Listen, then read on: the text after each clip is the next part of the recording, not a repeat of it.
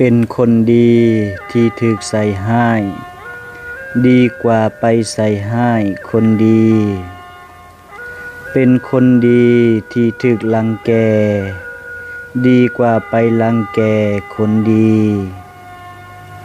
เฮ็ดความดีให้คนอิจฉาดีกว่าไปอิจฉาคนทำดีเป็นคนดีที่เขาว่าบ่ดีดีกว่าบอกว่าเป็นคนดีแต่ค่อยตำหนิว่าแต่คนอื่น